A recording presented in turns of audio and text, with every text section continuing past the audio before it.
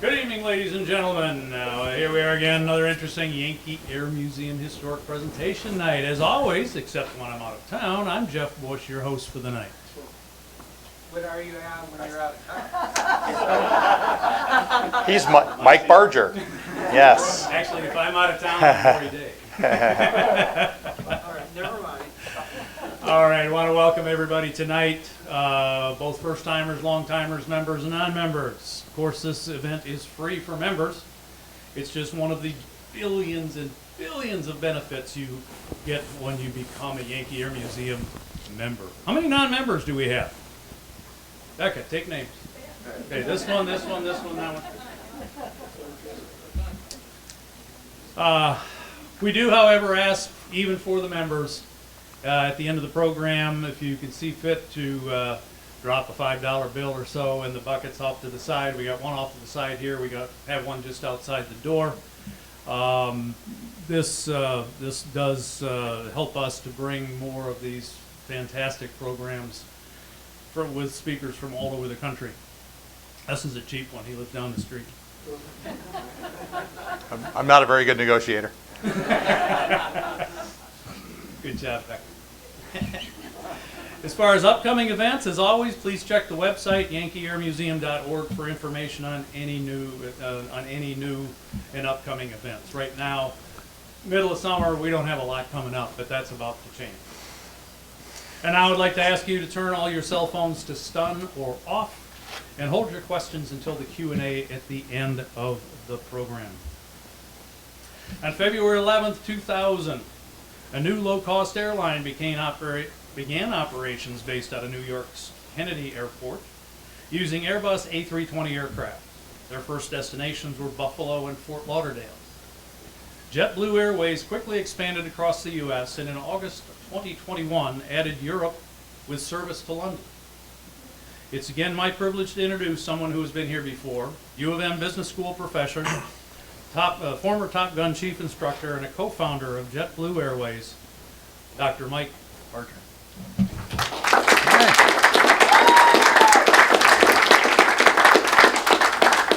It was worth coming just for that. That was awesome.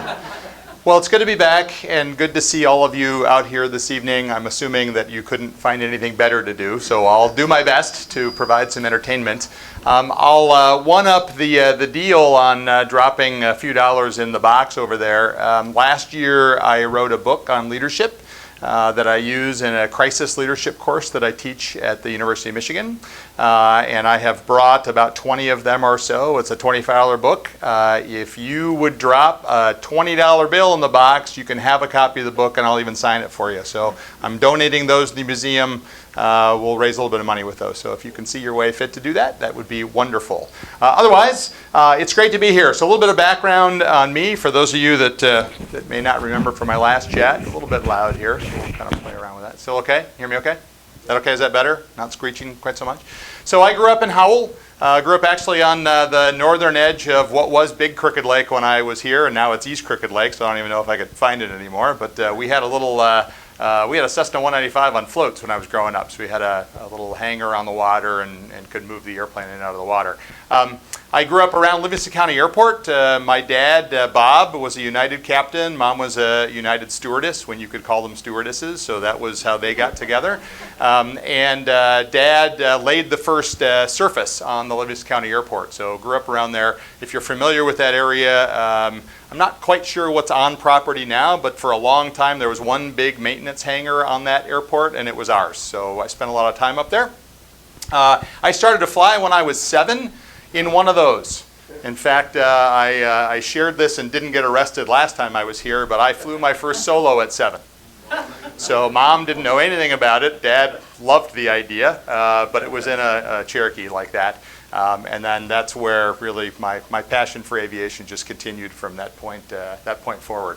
And I cannot recommend it more strongly to anybody interested in aviation. If you don't have access to an airplane and can't fly, go get an orientation flight with one of these flight services around here. It's just so much fun, worth the investment, especially if you can take up some young folks with you. It's super cool. Or, of course, you can always fly one of the events around here, which is always super cool, and I've gotten to do some of that as well. So give that a shot. Howell High School grad, they actually graduate a few people, right? Don't they? Graduate a few people, yes. So I escaped from there, so that was good. And then continued my education up at the University of Michigan in the mid-1980s. I played some baseball when I was there. Barry Larkin was in my year group, if you're a baseball fan.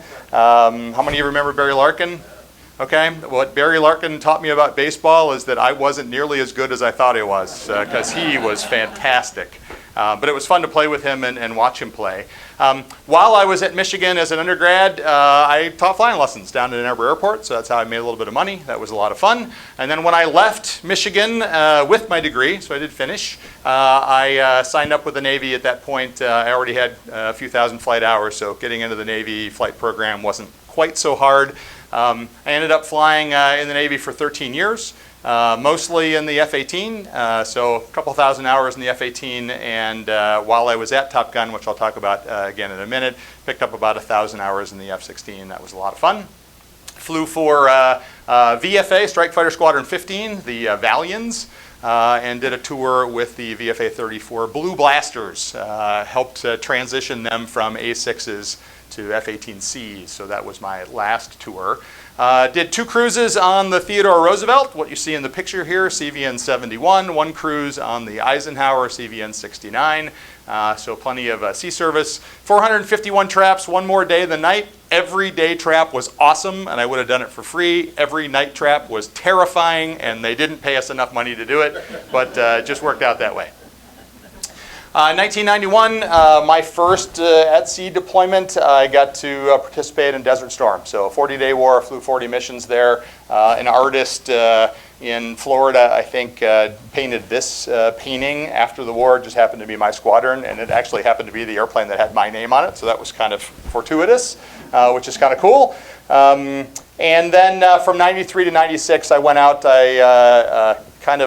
from the first Top Gun movie, about the only thing that was accurate was I went to the school as a student, did pretty well, and they asked me to come back to teach. So that was a nice outcome for that program.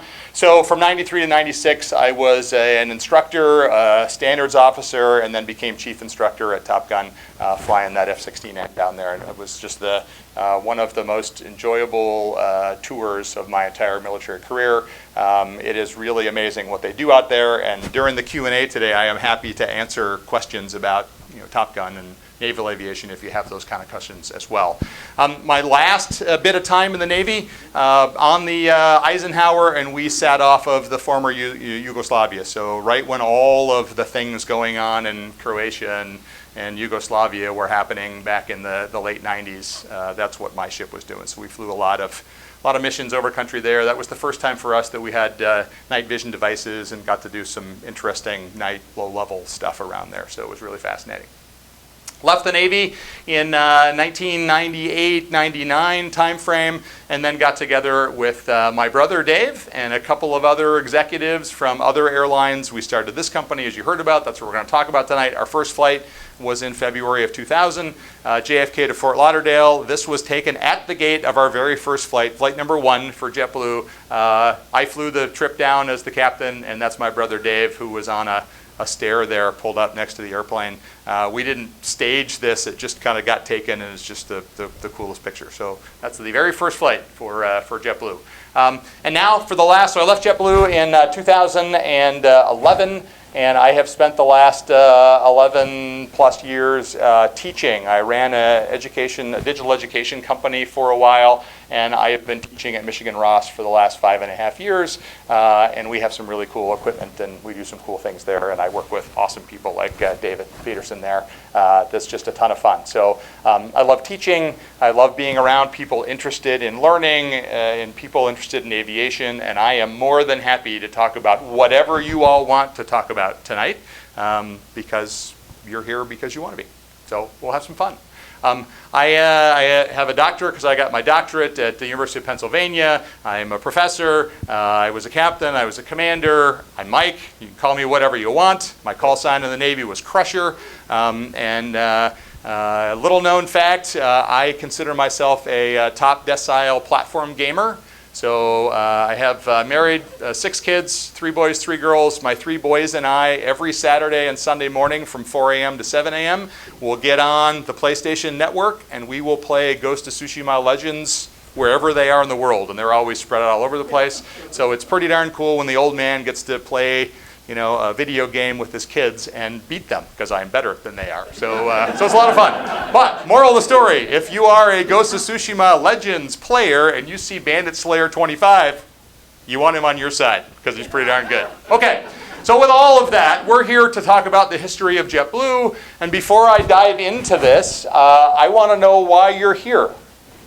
What is it about the history of JetBlue that you're curious about? Or again, you had nothing better to do. What's up? Why are you here? To find out why Uncle Kurt chose his job at JetBlue. Because it's the best airline. That's why. You probably want a little more than that, don't you? Okay, well, I'll cover a little more than that. Seriously, why are you interested in this? I was on one of your early year flights, and I was impressed. I think you're the first to have the TVs in the back of the seats or something. Right. So you techie thing, and it's pretty neat. So I appreciate there's something new, So. Excellent. So innovation was certainly part of what we were trying to bring to the party. What else? I saw another hand. Yes? I was at your last presentation in last fall. Found it fascinating, very interesting, and I figured I'd come tonight to see what I could learn and get entertained. Excellent. Well, we could talk about video gaming if that would be fun too. I want to know how a startup goes head-to-head against the giant. Excellent. So let's start there. How would one go about starting an airline? And I was going to put a slide in here, but I didn't, that said, if you're thinking about starting an airline, don't. Run away. It is a horrible business to be in. It's awesome. It just, once it gets in your blood, you can't get away from it. But as a business leader, there is so much in this industry beyond your control that you are constantly drown-proofing, trying to keep your head above water, dealing with all of the things that influence you, weather, the FAA, the economy, energy prices, labor issues. There is a ton that makes it really hard to run an airline. But I thought, just for fun, if you all promise not to tell anybody, that I would give you the formula for how to start an airline. So here's what you do, and this is how I've structured tonight's presentation. You start with the solid leadership team. Okay? You then have a plan. Right? You need some sort of some strategy, something that's going to allow you to compete and differentiate yourself from the other people out there. Okay? Then you need money. Okay? Then you need something to fly. Okay? Then you need people to fly them. Then you need a place to put them. And then you need to connect a couple of places or more. And then you need to find customers who love to fly you, who love to talk about you, who love to come back and get other people to come back. That was our formula.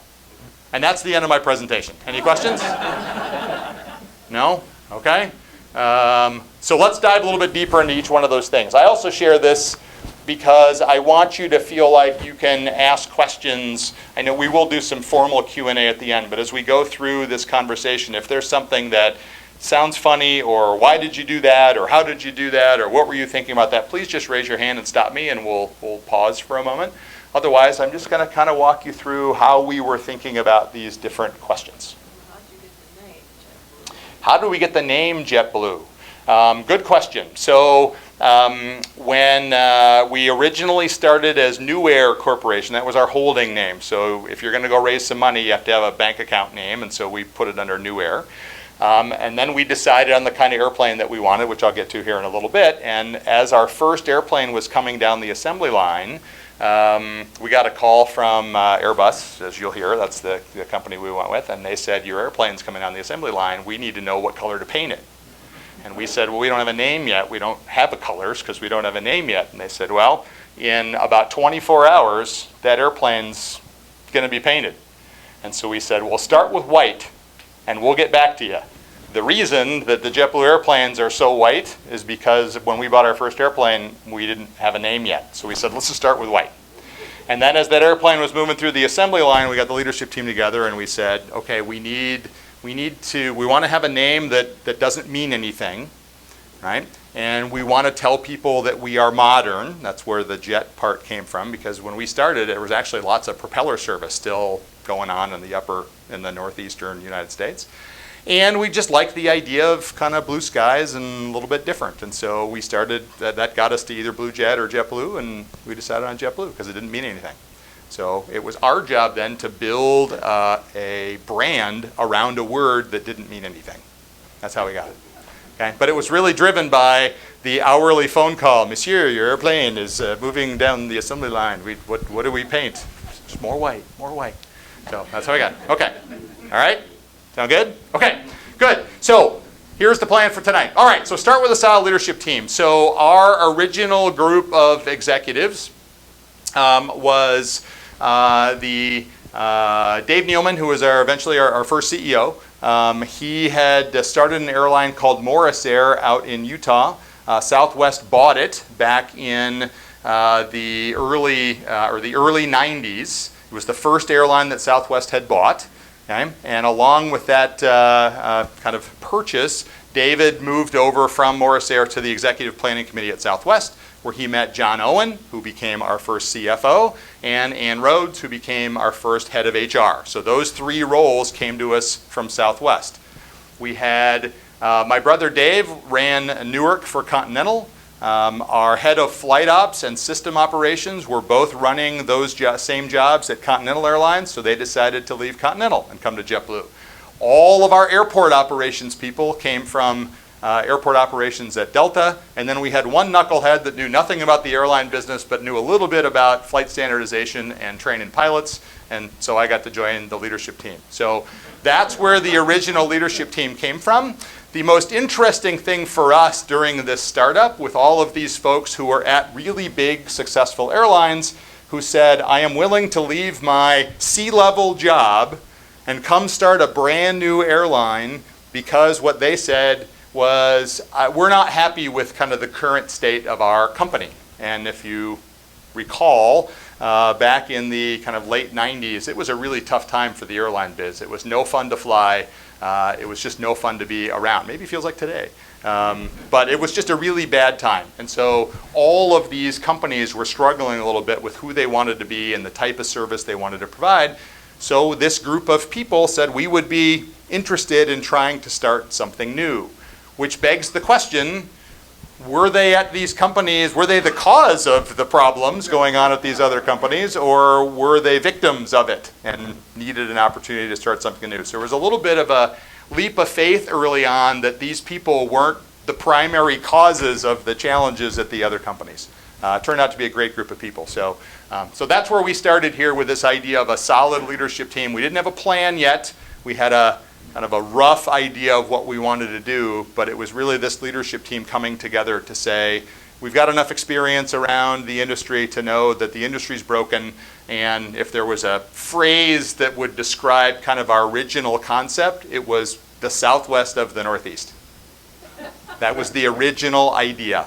Because in the mid-90s, not until really the turn of the century, Southwest was not doing any flying up in, the northeast part of the world. And so airfares were really expensive, service was really bad, schedules were not good, and so that was our original idea. Okay? And all of those members of the leadership team bought into the idea of, all right, Southwest of the Northeast, sounds like a good place to start. Okay? Questions, thoughts on that? This happens over what time period that you guys came together? This happened over about 6 months. Really? Yep, it was really fast. And what drove the timing was when David Nealman got to the Executive Planning Council at Southwest, he hated it. And so in 1993, he decided to leave Southwest, cash in all of the stock that he had got as part of the sale of Morris Air, and had to sign a 5-year non-compete agreement with Southwest. So that was 93 to 98. So he couldn't do anything in the airline biz between 93 and 98, and then 98 came along, the non-compete agreement was over, and David just went crazy finding this group of wacky leaders to come together to start this thing. Since you're a native Michigan person, why did you start in New York versus in this area? Because there's a lot more people there. We flew over Michigan a lot. but flying in and out of it, there's just not that many people here. So it really did come down to, and thanks for being the straight person into point number 2, you need to have a plan that actually allows you to kind of succeed as a company. And so, so I'm going to talk you through a little bit of this, which will be a little bit painful because it'll be an eye chart for you. I teach, like I said, I teach Masters of Business students at Michigan, so a lot of the things that I teach there are on entrepreneurship or strategy, and so I use these examples with students to explain how to create a business plan that everyone in the organization can understand what you're trying to accomplish. And so, so step number 2 in starting a company is before you go out and try to raise some money, you have to have an idea of what it is you want to do, okay? So here's how we thought about what we wanted to do. In late 1998, the non-compete agreement's over. David has gone and found all of us. And we got together as a group in the Roosevelt Hotel in downtown New York City and said, we need to kind of describe in more concrete terms our plan. What is our plan? And we had a horrible time. It was a 2-day event we put together, and for the first half a day we made no progress. We just couldn't decide how to describe what we were trying to do other than southwest of the Northeast. And then about lunchtime on the first of the 2 days, I forget who said this, somebody said, well, this approach isn't working. Why don't we spend some time talking about the things that are broken in our industry? What are the things we don't like? What are the things that if we could wave a magic wand, we could change? We spent the next 6 hours writing on, on paper on the walls of this conference room all the things that we just hated about the airline industry. The way we treated customers, the way we treated employees, the way we priced tickets, the way we required overnight stays or over Saturday stays. If you remember back in those days of buying tickets, had to buy a round trip, couldn't buy a one-way. That was the whole industry back in the time that we were starting JetBlue. So those were the kinds of things that we were making note of. And then we all adjourned to the bar with the homework of let's take every one of those items and overnight think about what we could do to solve them. We came back the next day, we took all of those same problems, we spread them out all over the conference room, and we just one at a time said, we hate the idea that you can't buy a one-way ticket. Everything's round trip. Well, you know what? We're not going to sell round trip tickets. Everything at JetBlue is going to be one way. And during this kind of solutioning exercise, it was my brother that coined our first catchphrase at JetBlue, which is the radical application of common sense. We are going to be the airline that is all about the radical application of common sense. So we spent about 6 hours, another 6 hours that second day, answering all of these things that we hated about the airline industry. And then we decided to group all of the, can these fit into groupings somehow to help us make sense of these things that are broken? And it turns out that they fit into 5 groups of things. And we said, let's put a label on these, and then we'll have, not only will we have a way to describe who we are and what we're trying to do, but we'll have a way to define kind of our strategy as a company. And those 5 groupings took these 5 labels, which became the core values of the company: safety, caring, integrity, fun, passion. It's on everything that JetBlue does. It's on every name tag. It's on airplanes. It's on walls at corporate headquarters. It's everywhere. Okay? And it's core to JetBlue's approach to running the business. So that's where we started. And when you're hiring new people and you can kind of bring them into their first day with the company and say, let's tell you the story about how we arrived at who we want to be as a company, and it all started with this and what's broken, every single new hire, I'm in. That sounds great, because I hate all that stuff too. Let's go solve that. Okay? So that's where we started with this kind of set of values. I think every business plan should start with this idea of who we are, how we want to behave, okay, and what kind of culture we want to have and purpose we want to have as a company. So with that, by the way, that's a real, this isn't, I didn't make this up. There is a JetBlue airplane flying around out there with all of the company values on it, okay, which is cool. All right, so here from there, we said, all right, well, so how do we craft a business model, a strategy that's easy for people to understand, certainly the people inside the company? And here was the story that we used to help everybody understand what our purpose and how we were going to approach competing in the airline industry. We said, first of all, our job is to make money. Okay? Not surprising, for-profit company, okay? And the way we're going to think about making money is by thinking about increasing shareholder value. So anyone that has a piece of the action at JetBlue, we want it to be worth having a piece of the action. So we want to continuously increase the value of having a piece of JetBlue, okay? The way we're going to do that is we are going to do everything in our power to generate customer loyalty. We want those customers that repeat and refer, that phrase that I used earlier, right? We want them to come back again and again. We want them to tell everybody about us. Well, what are the things that you have to do for customers to get them to repeat and refer? Well, a little bit of research and some brainstorming, and we came up with these 4 things. We need to provide great value. We need to create a pleasant, unique, and personal travel experience. We need to perfect the JetBlue brand recipe, which means we want a brand that people want to be associated with. You know, how many of you, have a favorite company or a school or something that anything that has to do with that thing, you're all for it, right? I like to wear the logo, I wear the hat, I'm all about the brand. Well, that's what we meant by perfect the JetBlue brand recipe, so that people wanted to be associated with us. And then if people really like what we have to offer, keep giving them more opportunities to get some, right? That was the 4th thing there, all right? How do you create all of that for customers? You do these 3 things really well. Focus on costs, deliver consistent great experience and constantly make it better. And again, think about providing more opportunities for people to buy what you have, and then you start with the best people and tools. That is the JetBlue strategy. Every leader in the company, from frontline supervisor to senior executive, and at last count there's about 20,000 crew members at JetBlue, and that means there's about 2,500 leaders that could give you that same spiel. Every single leader. This is what we do. Now, this isn't quite enough for us to go execute a business plan, but it's a real nice high level, this is what we're trying to accomplish as a company. So here's where the eye chart comes in, so I'll move through this really quickly. So we translated this simple kind of story into a set of objectives that made it really clear what we were trying to do and where every person's energy helped move the company along. Right? So every employee, every crew member at JetBlue could point at one of these things and say, my work supports that. And that way everyone felt like they knew why they were there and how they were contributing. Okay? This is our strategy map. It's been in effect for about 22 years now. We added our vision statement, bringing humanity back to air travel. We added those 5 core values, and this became really the 1-page plan. Okay? So when we would go out and raise money, which was the next item on the list, we now had something to share with investors to say, not only is this a great group of people who are starting this thing, but here is how we are going to compete and succeed. Okay? Helpful? You having flashbacks to school? Right? Okay? Awesome.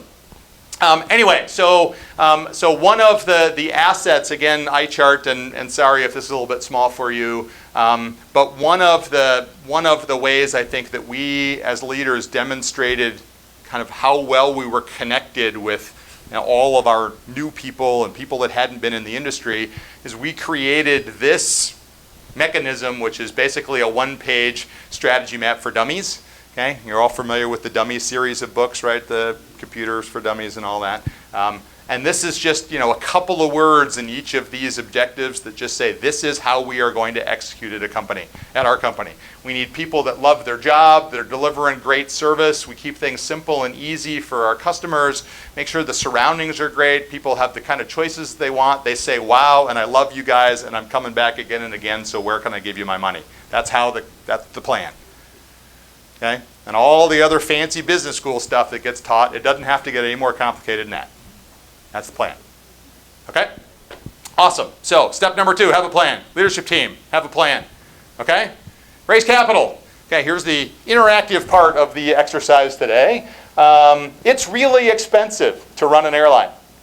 Really, really expensive. So I see some head nodding there. So why don't you all tell me what the 3 biggest costs to every airline on the planet are? So how about number 1? Fuel. Now until the early 2000s, fuel was the number 2 cost at every airline. Lately, it has been the number 1 cost. What's a gallon of avgas these days? Go for. 3? 6, 8, whatever. Okay.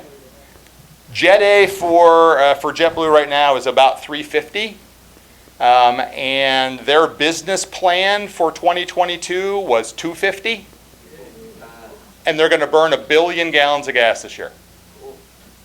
Okay, so you want to know kind of these things I said that are out of our control that make it tough to earn money in an airline. Okay, so there's $1 billion of cost that wasn't in the plan for this year. Okay.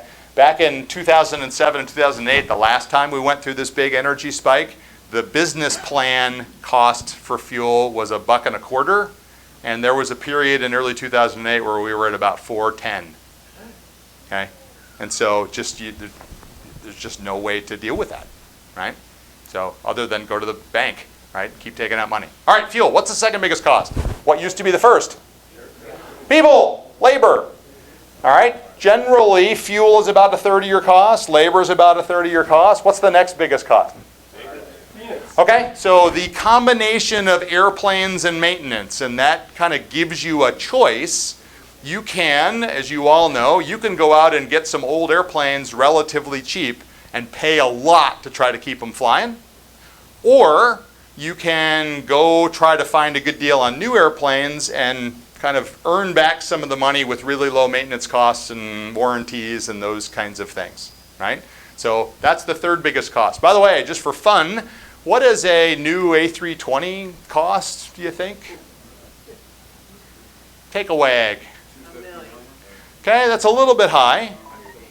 Okay, a little bit high still. Okay, so it's about $40 million for the shell. You know, the airplanes don't come with engines. It's like batteries not included. You have to go get those someplace else. So each of the engines that you put on an A320 is, you know, somewhere around $6 to $7 million if you wanted to buy it. Most engines today are on a lease program. If you want to get into the details of that, most airlines don't own their engines. They lease them from an engine manufacturer. Okay. So whether you buy an A320 and buy the engines or lease it, it costs an airline about $10,000 per day per narrow-body jet. A little bit more for the big ones, whether you fly them or not. Okay, $10,000 a day times whatever the size of your single-aisle fleet is. Okay, and that's the third biggest cost to the airline. Just to give you a sense of how all that works. Okay? So, if you know those are your three biggest costs and you're planning a new airline, what are you going to build into your strategy to deal, how are you going to deal with these costs? Okay, well, so there's a way to offset the cost by generating revenue, right? That's the offset approach.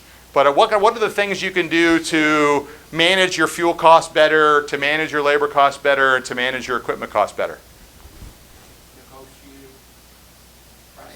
Okay, so you're a small fish in a big pond. You can try to negotiate. It's kind of tough when Delta wants to buy airplanes or this new jet, who are you guys, airline. A little tough to get much leverage there, right?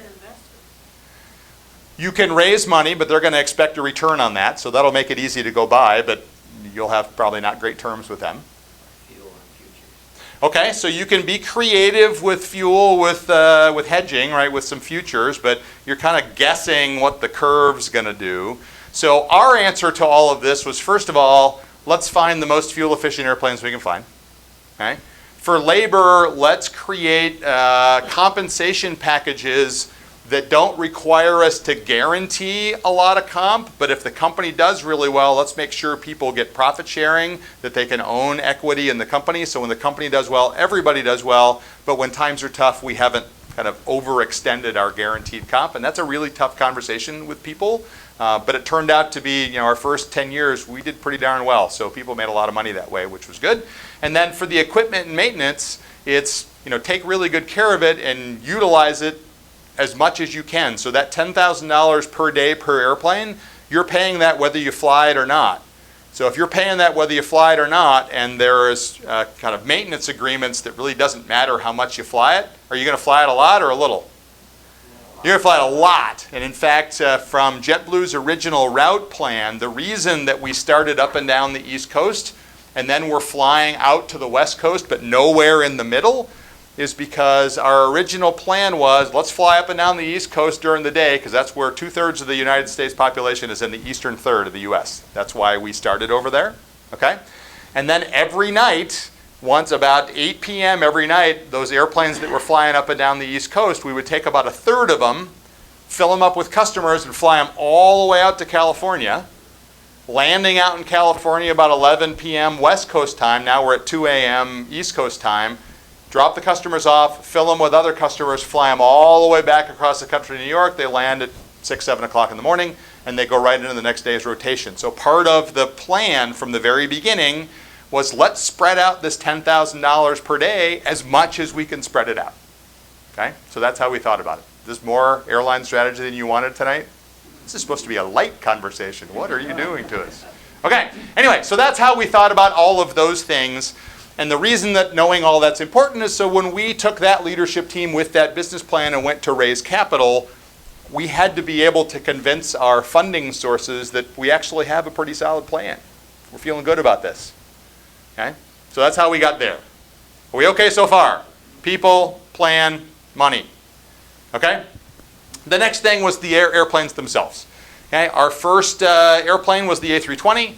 JetBlue's now flying these A190s. They got the 321s and some other things, but since this is a historical presentation, let me tell you a little bit about the kind of most common question that we got for the entire time that I was at JetBlue was, half the time it started, how could you? And the other half of the time it's, you know, what were you guys thinking, right? Because obviously if we're a US airline and Boeing's making airplanes here in the United States, you're going to get Boeing airplanes and fly those. Why would you guys go to France to get airplanes? Why did we go to France to get airplanes? Cheaper. They were more fuel efficient, okay? Cheaper, but there's a story to why they were cheaper. I mean, open market, they're about the same price. I mean, they're the two big players in the game, right? So they're going to compete pretty closely, okay? We had one little advantage, which I'll tell you about, but yes, they did end up being cheaper. Why else would we go buy these things? The Airbus is more technologically advanced. It is, still. Still. Yes. Anybody fly these? Anyone fly? Yes? Drive them? Yes? Awesome. And do you like flying it? It's awesome. Yeah. Yeah, the F-16 had a side stick, so I was really happy to have a side stick in my airplane. Technologically, they were always ahead of where Boeing was. Now, some of that was actually driven a little bit by their #1 customer, Southwest, that liked the really old models of the 737s and didn't want to confuse people that were flying the older models. So let's just, even when they put glass in their cockpits, they put steam gauge indicators on the glass. Okay. Anyway. The one reason we like this airplane is it was more fuel efficient. Second reason we like this airplane is because that airplane, that's I don't know if that's a 787 or 900 737, is about, it's just short of 8 inches wider than that airplane, which meant we could put an extra inch of width in every seat across the 6 seats. Now, you may not think that an inch in a seat is a big deal. I see lots of nodding here. Huge deal, okay? So what was really interesting here, brief rabbit hole here. So Northwest Airlines was the first airline to make a big commitment to these A320s. Guess where they put that extra room, that 8 inches of room? All in the aisle. They did it all because their flight attendant said, we need more room to move around.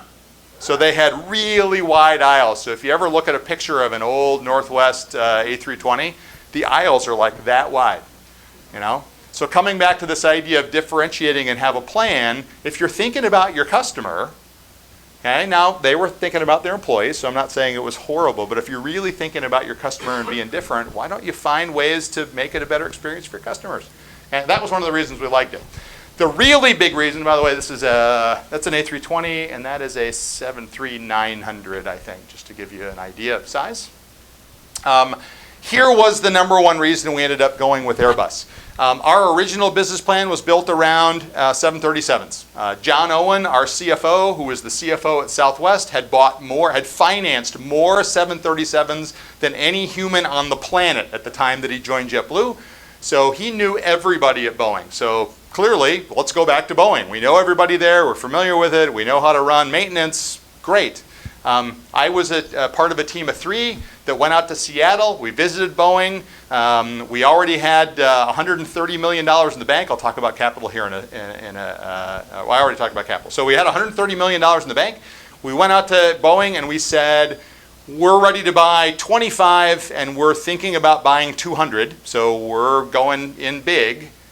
Show us what you got. And we got the B sales team.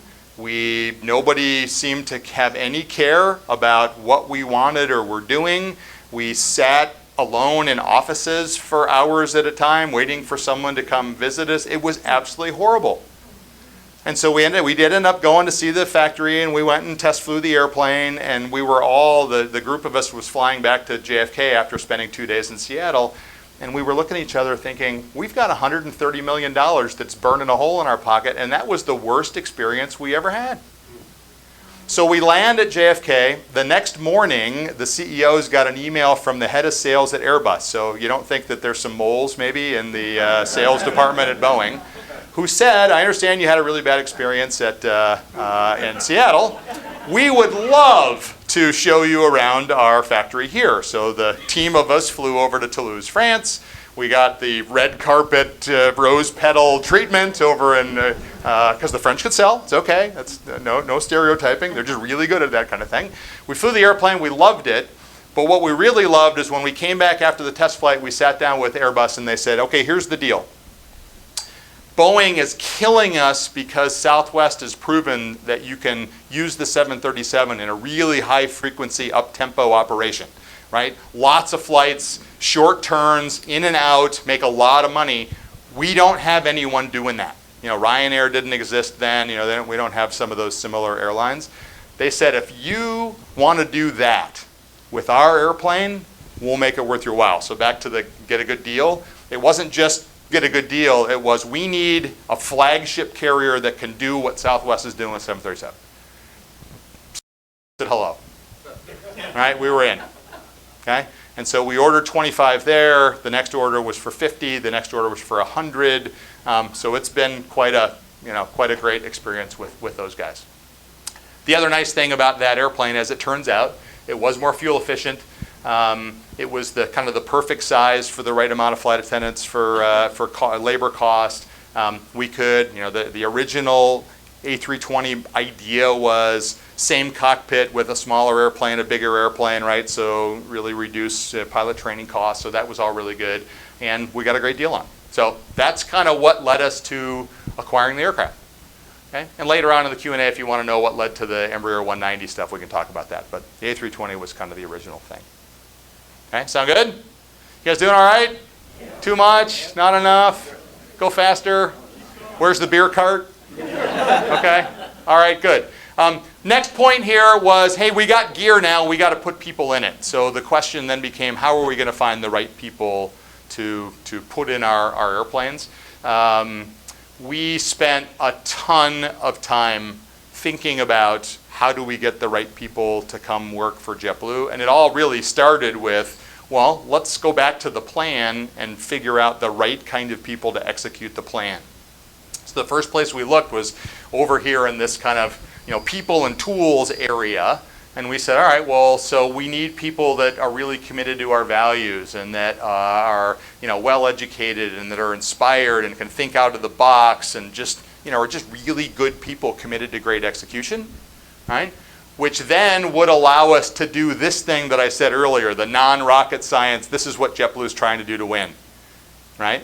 That was a really great place to start, and then we figured out a hiring process that allowed us to kind of confirm that their values and beliefs kind of matched what we were trying to do in the company, that they wanted to kind of execute in the kind of environment that we were creating, that the diversity of the people we were hiring fit the diversity of the customers that we were planning to serve, and that these people, their number one kind of passion in life is taking care of other people. And if you fit all of that, I can teach you how to fly, work, operate, anything. I can't teach you how to be nice. Let's figure out how to, let's go find great, passionate, nice people and then we'll give them the tools and the skills they need and put them to work. Okay? That was the idea. Find and then develop great people. Okay? 6, create inspiring space. So this was a kind of an early artist conception. This is who JetBlue is going to be someday. Even had our little JetBlue airplane up there in the left-hand corner. Here is what JetBlue space looks like today. This is their headquarters in Long Island City in New York. This is what it looks like on the inside. Tell me if that looks a little bit familiar now that we've seen some airplane pictures. Looks and feels like who we are. It's bright. The values are everywhere. Okay? White and blue, right? I don't know. So about 6 years into the operation, someone threw some orange in there, and we've been kind of fighting with the orange all along. But anyway, it's in there. But here, values, vision, everywhere that you look around the company, all of this is there. Not because we're trying to convince ourselves, but because this is who we are. This is what we're trying to do. Okay? A little hard to see in the dark here, but this is the kind of the technical center, the system operations center for JetBlue New York. Nice and clean, lots of good tech, very comfortable, good place to work. Okay?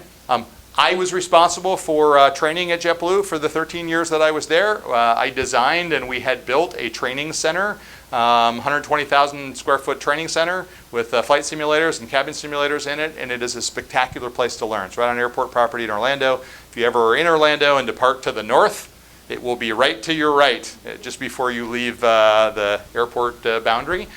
Super cool facility. Even though we were a low-cost airline, we got the very best flight simulators that we could find, which is really cool. By the way, some of you in here know this, but for those of you that are a little sensitive to flying, for all JetBlue pilots, the first time that they fly a real A320, it will have a passenger on it. Right? We don't practice fly with empty airplanes. It's too expensive. Okay? That's not something to worry about, and we're not alone. This is what airlines do. That's how good the simulation is. Yes, simulation's awesome. Yeah, it's incredible. I mean, you feel like you're in the airplane. Okay? The other cool thing that we did from the very beginning at JetBlue is we said we feel like our flight attendants deserve the same sort of training equipment and opportunities that our pilots have. And in fact, we need to find ways for our pilots and flight attendants to train together, because when there is an emergency, they're going to have to work together. So we designed with a company called Eurocopter this full motion cabin simulator. There are a few of these kinds of devices around the industry. This is plus or minus 20 degrees and plus or minus 30 degrees a roll. Okay, so it can move around a lot. It can fill with smoke. The slide works, so the slide is set up to, the door opens and the slide blows and you can go down the slide. This is what it looks like on the inside. All of the windows are all LCD screens, so it can look like we're going down the runway, it can look like we're pulling into the gate, it can look like we're in the air. All of the audio in there it kind of sounds like you're flying, and it is as good a simulation as you can have.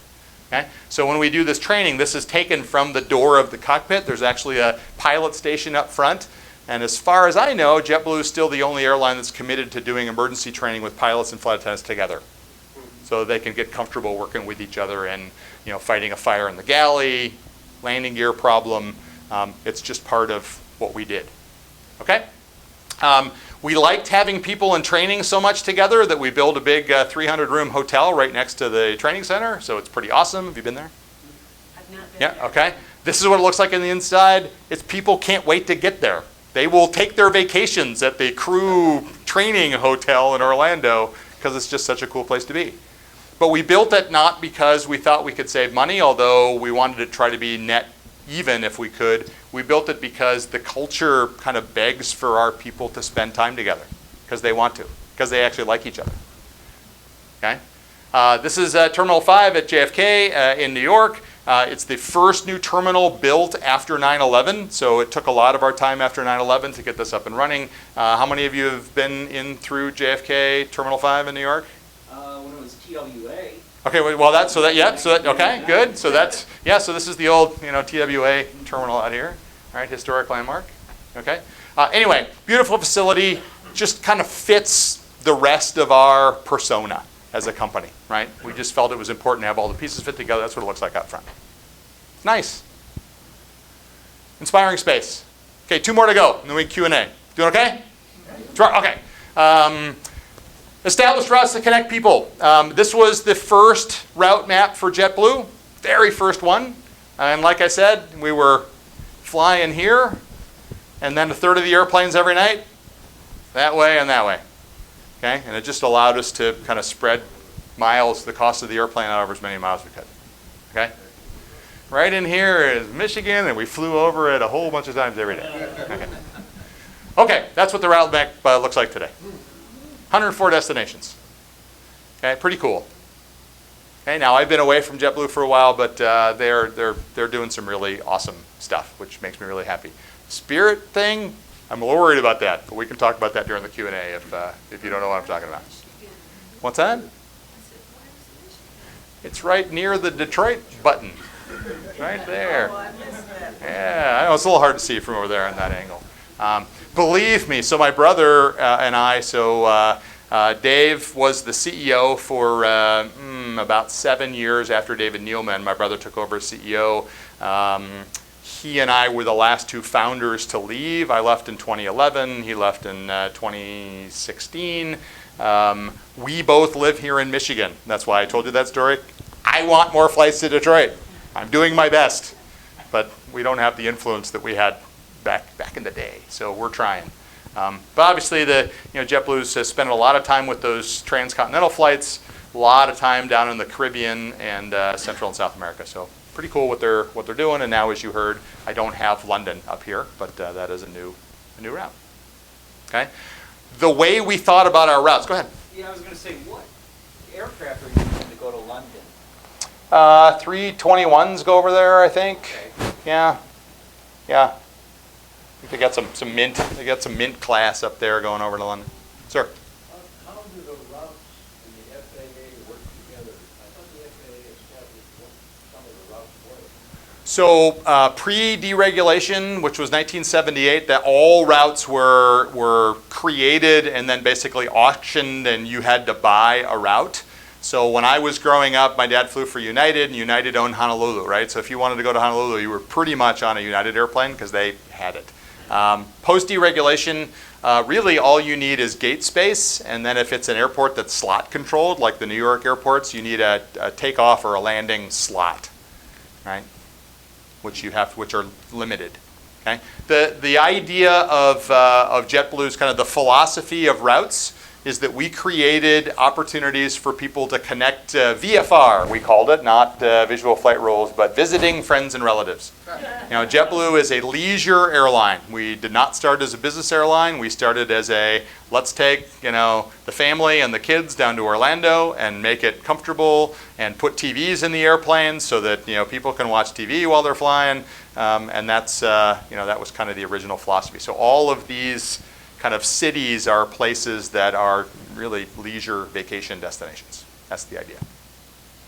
All right, and then the last thing is just the find customers who repeat and refer. So you start with really incredible people that love their job, that love working together, that love taking care of customers. And this is one of my favorite pictures. This is Lenny Spivey, flight attendant number 1 at JetBlue, 6'7", and he was a New York City firefighter for 28 years. So he retired from firefighting in New York. JetBlue put out its first, hey, come and be a flight attendant. He was the first person through the door, and he said, there's no way you're going to hire me because I'm black, I'm huge, I'm old, I was a fireman. You don't want me. And we said, we cannot get you in the door fast enough, Lenny. You're awesome. He is just fantastic. Great service, just the nicest guy on the planet. And I just love telling the story, and I still see him on occasion and almost cry every time I see him because he's just such a great guy. He's been at JetBlue for 20 years.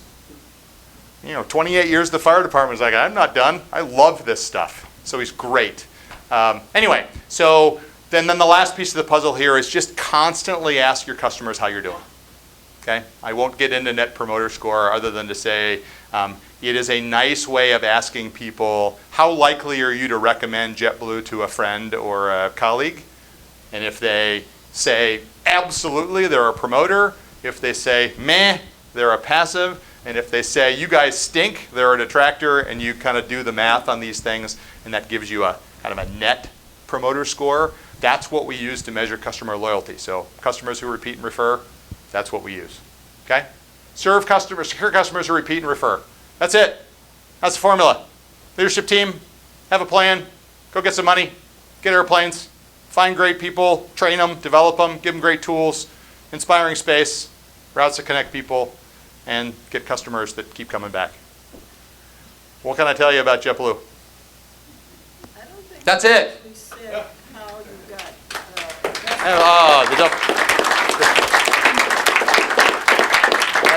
That sounded like a live golf double bogey clap right there. Yeah, whatever. Okay. Yes, I didn't what? I don't recall you saying exactly how you got investors or who your investors were.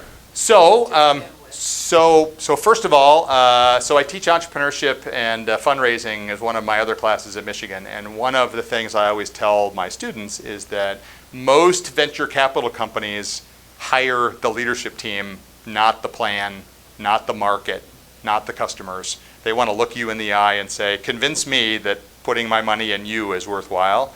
Well, it was kind of a rock star team of leaders that we marched into venture capital firms. So they were falling all over each other to give us money. Soros was into JetBlue for $20 million, I think, from the beginning. So we raised $130 million, and 4 years later, everyone got 10 times their investment in 4 years. So it was kind of a golden investment at the time. One slightly sad story, very sad story, but slightly for the JetBlue people. So on 9/11, which is my birthday, by the way, so interestingly. So I ran our emergency command center at JetBlue. That was one of my jobs. We were, on 9/11/2001, we were preparing to announce to the world that we were going public. So we had a team of bankers who are no longer with us, who were in the South Tower, and half of the leadership team, I was not part of this team, was on a bridge heading into New York City going to the South Tower to close the deal on our public offering. They didn't get there, but that's what was going on 9/11/2001. So they were that close. Okay? Well, what ended up happening, of course, is as the industry went sideways for a couple of years. We didn't go public until 2004, but that was the day we were planning to go public. So there's some JetBlue trivia for you that very few people know. So worth coming tonight. Yes? Yes, did the Port Authority give you some incentive to establish the hub at JFK? Incentive. So when we started, the reason we chose JFK was JFK, when we started, was almost entirely international, which meant that it was super busy late afternoon with arrivals and super busy kind of early evening with departures, and the rest of the day, nothing, right? And so when I remember flying our first flights at JFK when we were operating in 2000, and JetBlue airplanes are the only airplanes on the whole airport moving. And there's all JetBlue airplanes everywhere. In fact, listening to the radio, the communications, I could identify all of our pilots. I know who it is. I know the airplane they're in. I know where they're going. And then, of course, we got big. I couldn't do that anymore. But that was the JFK opportunity, was that nobody's doing anything from 6 a.m. till about 4 p.m. So that's why we started there. And then there was a big empty terminal where TWA was, because they had failed. So we went and took that terminal. No incentives, but welcome. Made it easy to get slots. So JFK is slot controlled. So because we wanted to fly during off-peak for international, they said, yeah, how many slots do you want? Come on in. So it was more opportunity than anything. Yes? What did you do for ground handling, labor, and equipment contracts? So we decided that any place that it made sense to have full-time whatever staff, customer service staff, ground staff, that we would hire our own people, because we thought the cultural component was really important. And we did have a few cities that we would start with, a couple of flights a day, maybe one early and one late in the day. And that's really tough to support full-time labor. So we would contract. But we tended to go into new cities with a 4, 5, 6 time a day plan, partly because we wanted to be able to hire our own people and have them taking care of our bags and equipment. Did the ground handling direct people, they factor into the training in Orlando? Absolutely, everybody. Everyone went to Orlando. In fact, one of the kind of secret sauce, elements to secret sauce for us is we oriented, so we did a 2-day orientation. All work groups came to the orientations. We ran them about every 3 weeks. And whether you were reservations or a pilot or a flight attendant or a customer service person, you sat for 2 days with all of the rest of your, blue crew, and we made it really clear that you're all part of the family. There's not the pilot group and the flight attendant group. We're all JetBlue people. So let's work through that. That was cool. Yeah. Yes? It maximizes the equipment, the jets in the air.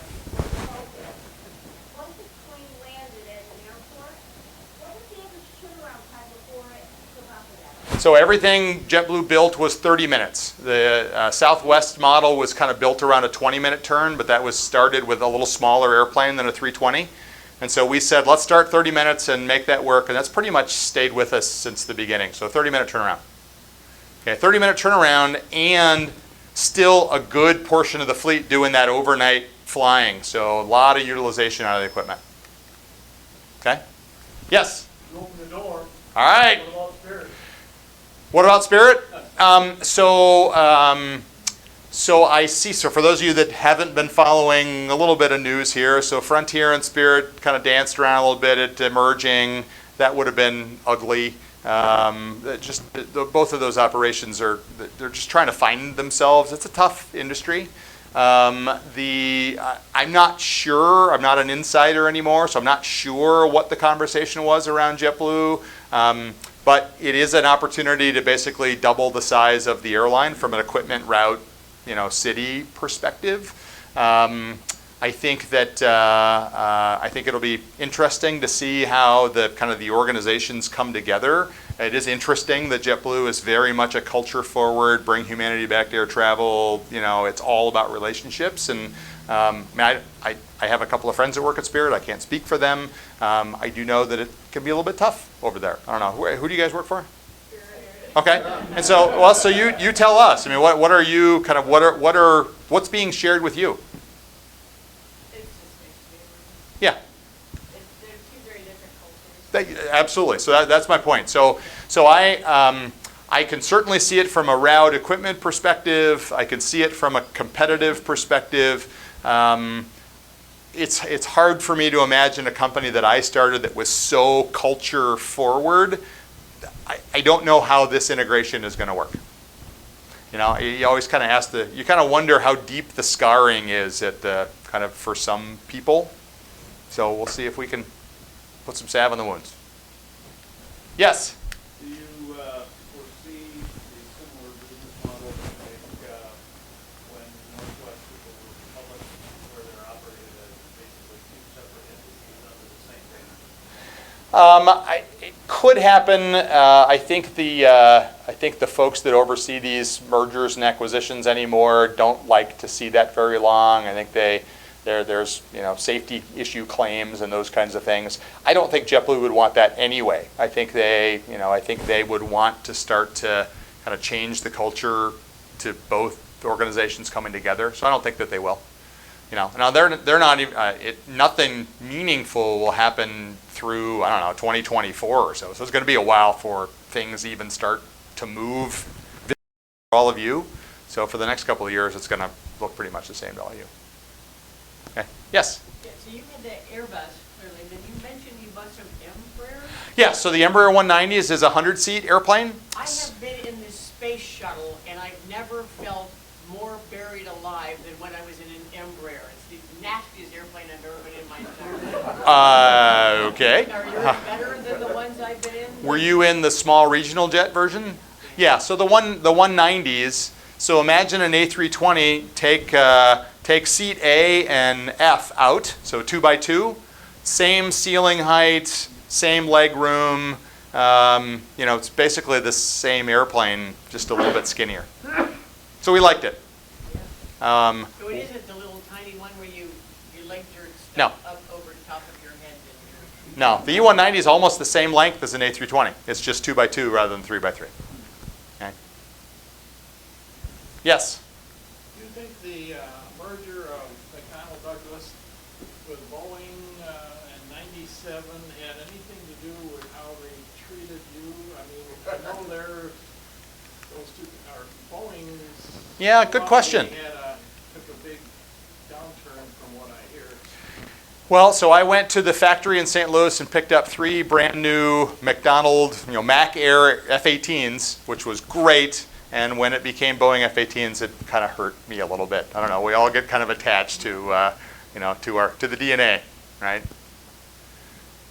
All right. A couple more questions, and we'll wrap it up. How about you first, and then. JetBlue have an employee suggestion program where employees that I got a better idea to do something, then they welcome employee suggestions how to improve.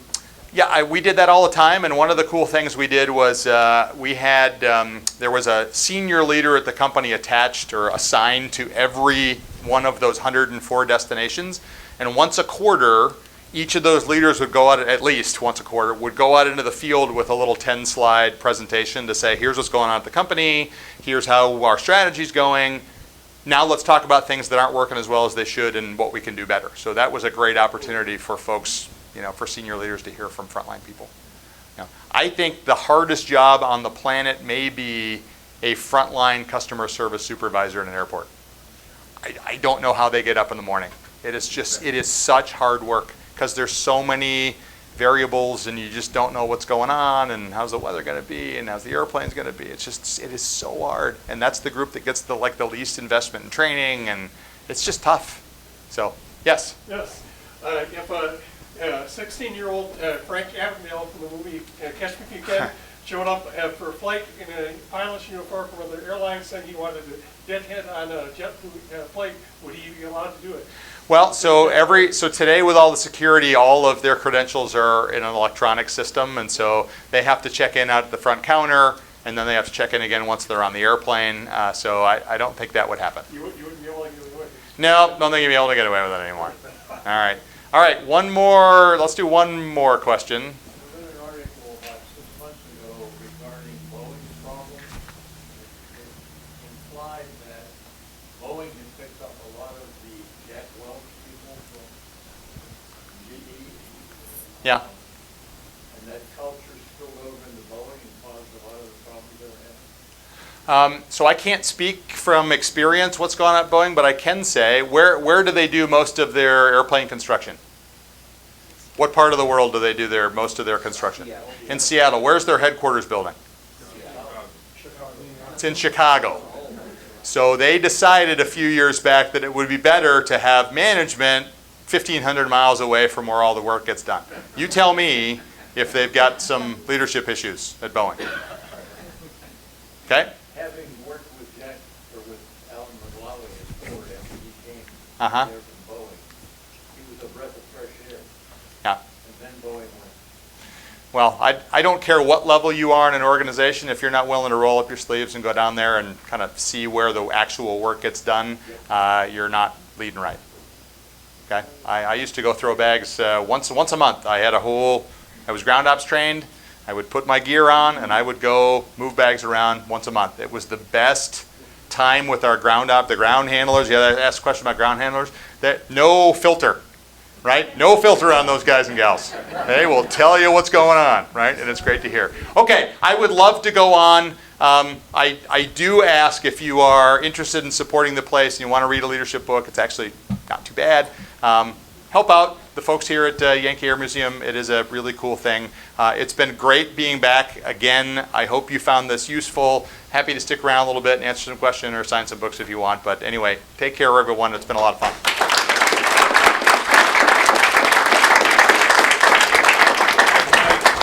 And if you come up with another story you want to tell us, we'll have you back anytime. All right. Well, we have great programs like this every first Wednesday of the month. Next month, we will welcome Mr. Tom Livesey, who will present a pictorial history of aircraft serving Willow Run from the early history to passenger service and finally the automotive cargo era. Should be very intriguing, very interesting. Please remember the donation boxes off to the side and in the hallway are hungry. Your support truly does go a long way to continue these programs here. Again, thank you to Becca Folsom for putting together this marvelous informative program. It's a great job, Becca, as always. Thank you all for coming out tonight. Until next time. bye-bye, and bye bonds. See you.